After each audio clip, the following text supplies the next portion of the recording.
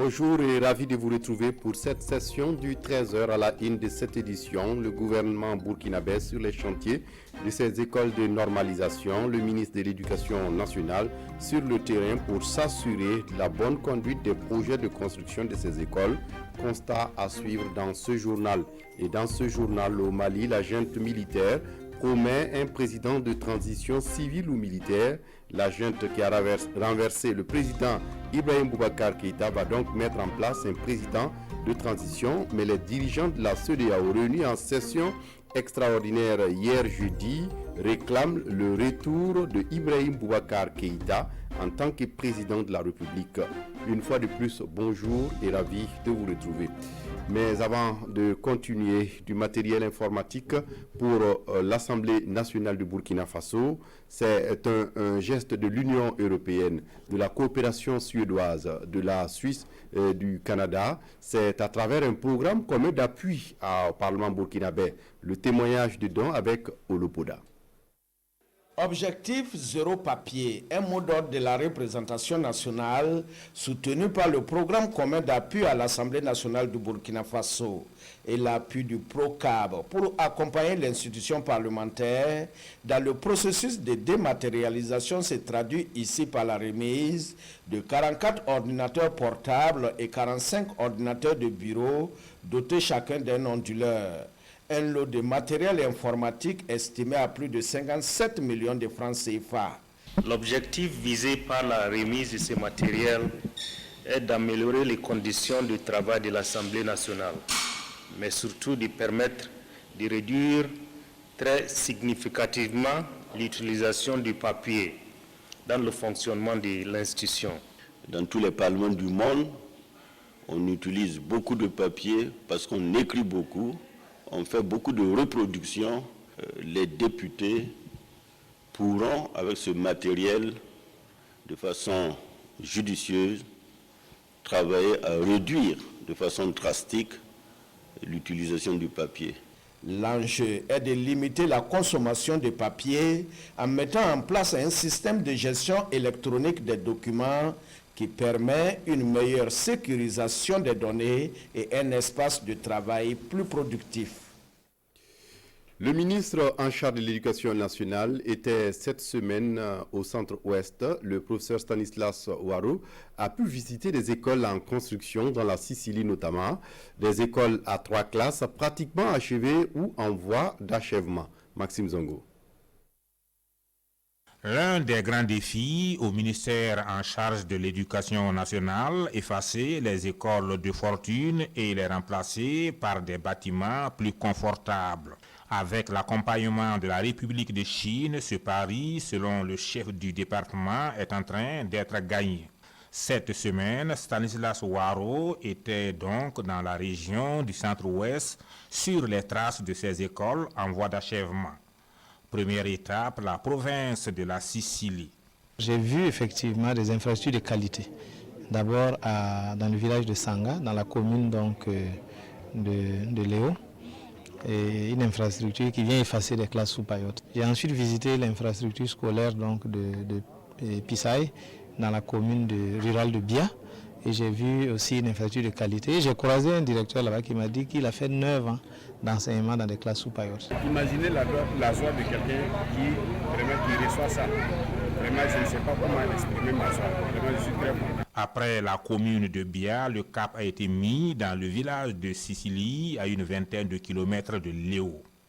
Là-bas, c'est un collège d'enseignement général qui va ouvrir ses portes à la rentrée prochaine qui a été visité. Un bâtiment de 4 classes construit par un partenaire, une ONG exerçant dans le domaine de la santé et qui a décidé de soutenir l'État. 48 millions et demi de francs CFA, c'est le coût des écoles primaires prêtes à recevoir les enfants à la rentrée prochaine. Stanislas Ouarou a saisi l'occasion pour inviter les populations à inscrire massivement leurs enfants à l'école. Il a tenu à encourager les enseignants et leur donner des orientations pour une meilleure reprise des cours à la rentrée prochaine. 6 communes du Burkina Faso signent une convention pour une assistance à la maîtrise d'ouvrage communal en matière d'approvisionnement en eau potable. Ce protocole doit aider à la gouvernance locale de l'eau, nous dit ici Vincent Tiendabéo. Des signatures qui marquent l'engagement de la région du Centre à accompagner l'ensemble de ces 6 communes rurales pour une bonne gouvernance dans l'approvisionnement en eau potable et dans les services d'hygiène et d'assainissement à travers le projet AEFA. L'aboutissement à ce protocole de collaboration a réuni sur la même table des représentants de la région du Centre et des élus locaux des 6 communes. Cet accord apporte un appui technique aux communes dans les réalisations physiques et la gestion des ouvrages. Ça va nous permettre non seulement de garantir la gestion en termes d'approvisionnement de l'eau, une bonne répartition dans sa durabilité, c'est clair, et surtout que les retombées puissent servir à l'ensemble de nos populations. C'est beaucoup d'intérêt pour la région d'assister à cette signature parce qu'on responsabilise entièrement les maires et seront les maîtres d'ouvrage. Et je pense que et à la tête de ces activités, nous avons beaucoup plus de chances de réussite et d'atteinte de nos objectifs. Et pour y arriver dans ce projet de maîtrise d'ouvrage, les communes doivent conjuguer leurs efforts sur le terrain et collaborer avec les services techniques en charge de l'eau, de la santé et de l'éducation. Il y aura des formations, renforcement des capacités. On va accompagner les communes pour le recrutement d'agents techniques communaux en charge de l'hygiène, de l'eau et de l'assainissement, renforcer leurs capacités à travers la formation. Tout ça se fait en charge dans le cadre du projet. Le projet AEFA, qui a vu le jour en 2009, autorise les communes à devenir des maîtres d'ouvrage dans leur ressort territorial et son application implique l'ensemble des acteurs communaux. Un mode politique, le Front patriotique pour le renouveau FPR a organisé ce jeudi 20 août une conférence à son siège à Ouagadougou face à la presse. Il était question du code électoral. Le FPR est contre la modification du code électoral et le FPR s'oppose également au fait que les élections soient organisées en ignorant certains Burkinabés. Ismaël Diloma Sirima. Le FPR est contre toute modification du code électoral à moins de 6 mois des élections. Le Front patriotique pour le renouveau reconnaît qu'il y a des dispositions qui permettent de faire cette modification, mais soutient que ces dispositions dans le présent cas n'ont pas été respectées. La disposition dit simplement que dans les 6 mois précédant les élections, dans cet intervalle, si on veut modifier, il faut avoir une concertation toujours dans les 6 mois. Où se trouve la concertation qui a eu lieu dans les 6 mois et que vous n'êtes pas au courant et que nous ne sommes pas au courant également. S'il n'y a pas eu concertation, c'est qu'il y a une tentative de passage en force qui est claire. Le FPR marque également son opposition quant à l'organisation des prochaines élections. Le Front patriotique pour le renouveau avance que les conditions ne sont pas réunies pour une participation de tous les Burkinabés. Nous demandons à ce qu'on organise des élections universelles, inclusives et sans couper une partie en fait du territoire. Aujourd'hui, les arguments qui nous ont clairement été en fait servis sont des arguments qui tentent à installer une manipulation psychologique au niveau en fait du peuple, parce qu'on nous dit aujourd'hui que la CENI a pu atteindre l'ensemble ou en tout cas la majorité en fait des contrées avec un effort de plus sur la base du renforcement du processus en fait par le gouvernement. Nous ne croyons pas du tout en fait à cela. Nous savons clairement que ces élections, sur la base de 2 300 000 en fait inscrits, ne permettra pas au Burkina Faso de pouvoir en tout cas évoluer en tant que pays émergent. Le Front patriotique pour le renouveau appelle ainsi les autorités chargées de l'organisation des élections à revoir leurs copies. Au cas contraire, le FPR ne présentera aucun candidat aux élections de novembre prochain. Quelle est la qualité réelle des ouvrages issus des marchés publics au Burkina Faso? La question est au centre d'une réflexion à Lumbila, une rencontre qui réunit des journalistes d'investigation dans le but de faire le point sur le sujet.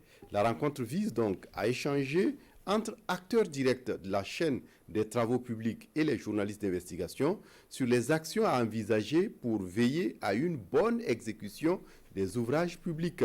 La qualité des ouvrages publics issus de la commande publique remise en cause de plus en plus au Burkina. Caroline Ouare. Il ne s'agit certainement pas d'arracher le sujet aux analyses de la rue, mais plutôt de contribuer à sa résolution. La problématique de la qualité des ouvrages issus des marchés publics se pose aux premiers acteurs de gestion que sont les membres du Conseil de régulation. Retirés à Lumbila pour réfléchir sur les solutions à la situation, les maillons clés de gestion de la commande publique espèrent aboutir à des recommandations dont les mises en œuvre offriront aux populations des ouvrages répondant aux normes de la qualité. L'actualité révèle au quotidien des chantiers abandonnés, des chantiers mal exécutés, des ouvrages qui s'écroulent, des ouvrages qui se dégradent précocement. Donc autant de difficultés qui nous interpellent et qui nécessitent que, entre acteurs de la commande publique, nous puissions échanger sereinement en nous interrogeant sur le contenu du dispositif réglementaire et législatif évidemment qui régit l'exécution des marchés publics de travaux, en nous interrogeant sur, je dirais, les causes réelles de ces difficultés. Des journalistes d'investigation sont de cette rencontre, aussi bien de ce groupe spécifique que des membres du Conseil de régulation. Les organisateurs attendent des contributions les plus avisées, attendu que la suite réservée à l'atelier est l'intégration d'un changement qualitatif dans le processus de régulation des marchés publics. Au ministère en charge des droits humains et de la promotion civique, on évoque cette rencontre avec les instructeurs du personnel de l'application des lois sur les procédures spéciales définies par les Nations Unies concernant les droits des femmes et des enfants. Des instructeurs qui seront outillés notamment sur l'école de police, mais aussi sur ces procédures. On fait le point avec Aimé Solange Guigma. À l'heure où l'économie mondiale s'apprête à vivre une récession consécutive à la pandémie de coronavirus, ces mandateurs sociaux et administrateurs ont vu leur capacité renforcée sur la gouvernance d'entreprise et sur leurs responsabilités. En 2 jours, ils ont pu échanger sur les principes généraux de la gouvernance, les fonctions du conseil d'administration et les dispositions spécifiques aux établissements de crédit, ce qui leur permettra de juguler les effets néfastes de la crise sanitaire sur leurs entreprises. Nous avons aussi à insérer dans notre pratique quotidienne au niveau de nos entreprises les meilleures pratiques. Et ces meilleures pratiques sont contenues dans des codes, pas directement dans la loi.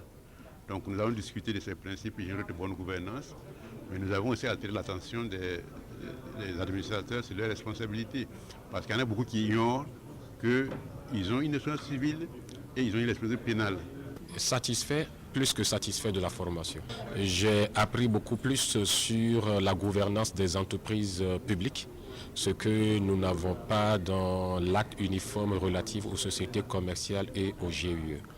Partage d'expérience, amélioration de mes acquis. C'est la Chambre de commerce et d'industrie du Burkina à travers l'Académie internationale pour la gouvernance et le leadership économique Aigle qui a organisé cette formation.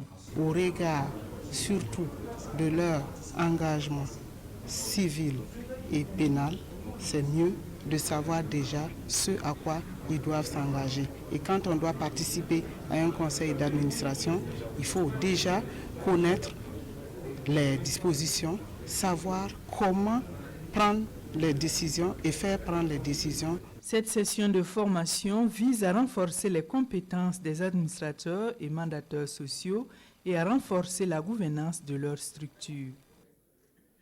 Solange Guigma nous parlait plutôt d'une remise d'attestation à la Chambre de commerce et d'industrie du Burkina à l'issue d'une formation. On la retrouvera dans nos prochaines éditions sur l'élément concernant les droits des femmes et des enfants organisés par le ministère des droits humains.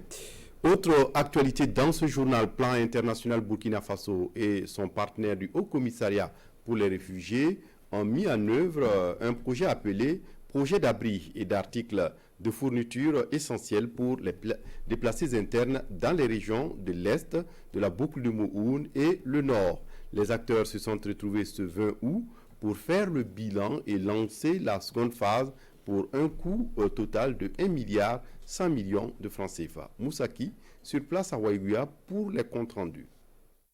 Des abris construits pour des déplacés internes en images.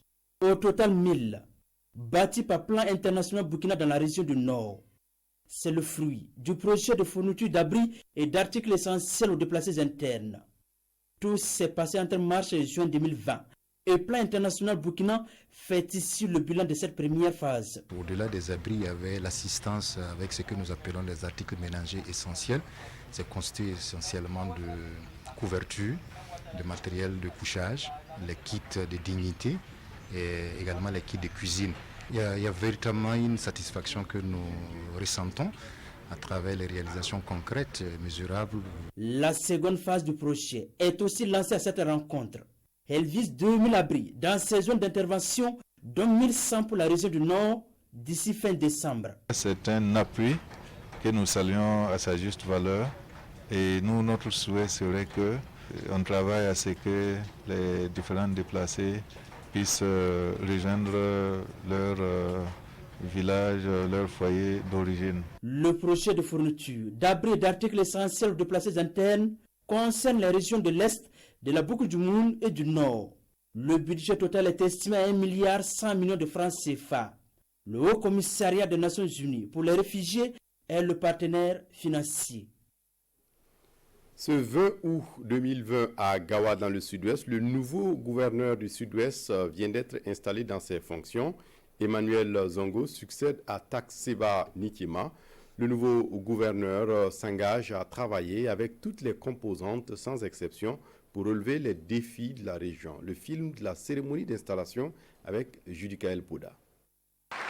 Après 4 ans, 2 mois et 3 jours, le colonel de gendarmerie Takseba Nikima est remplacé par le commissaire principal de police Emmanuel Wenmanek Dezongo.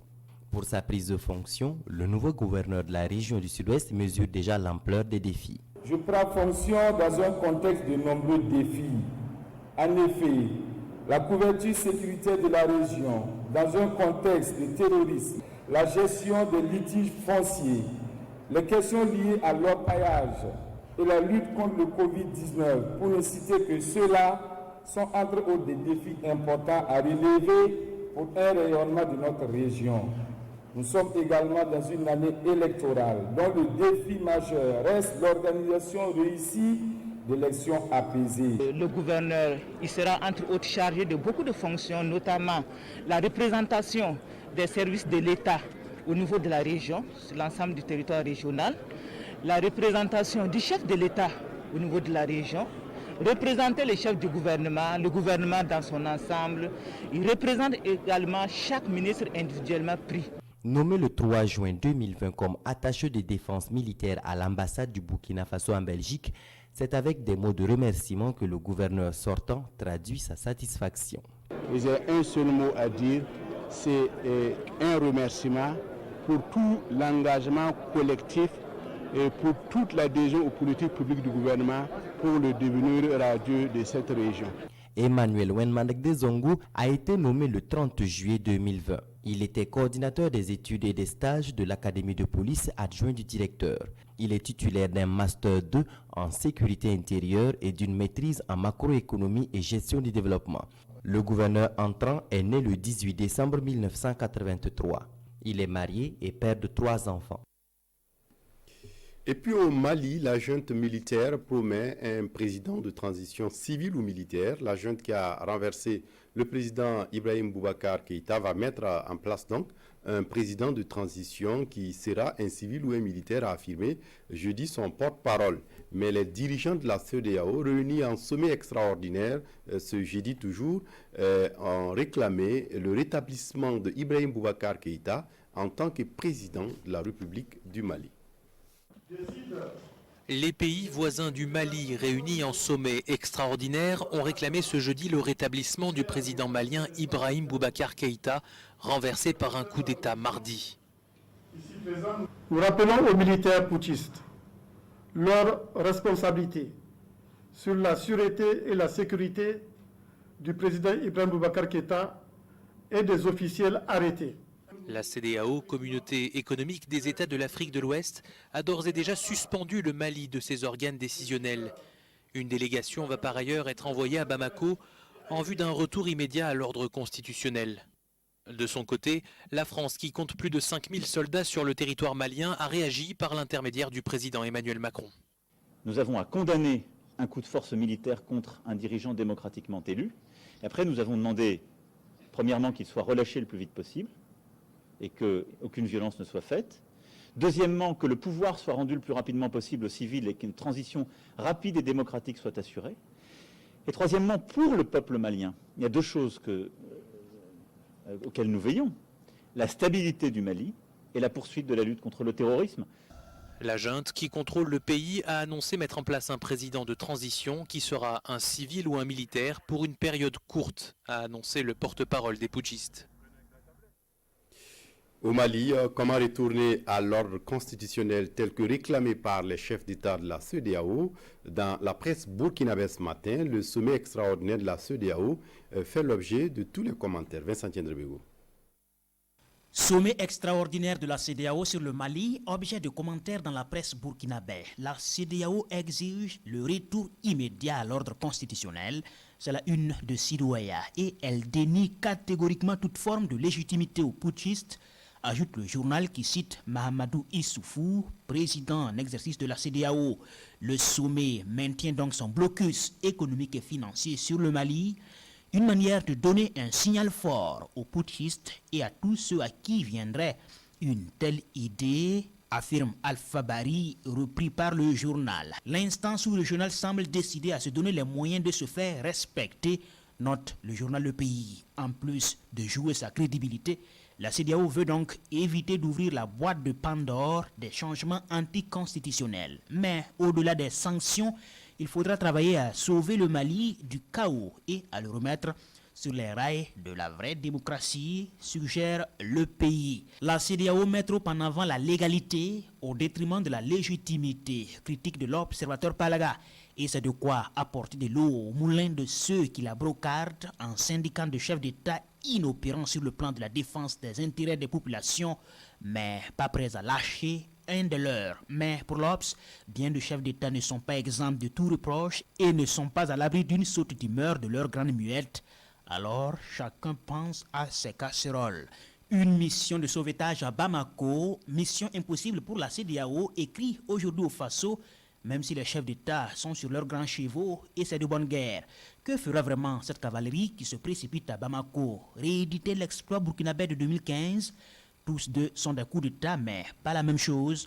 Au Burkina, le président Michel Kafando s'était refusé à toute démission, quoique entre les mains du RSP à l'époque, rappelle aujourd'hui au Faso. Mais au Mali, comment rétablir un président qui a démissionné et l'a dit devant public et témoins? Au Burkina, les Burkinabés et le reste de l'armée avaient dit niet aux putschistes, tandis qu'au Mali, une manifestation est prévue aujourd'hui en soutien au nouvel homme fort. Alors, attention à ne pas pourchasser une chimère. On s'arrête là pour ce journal, mais l'information continue à partir de 14h et cette fois-ci en langue nationale Moré, Dioula et Fulfulde. D'ici là, excellente suite de programmes.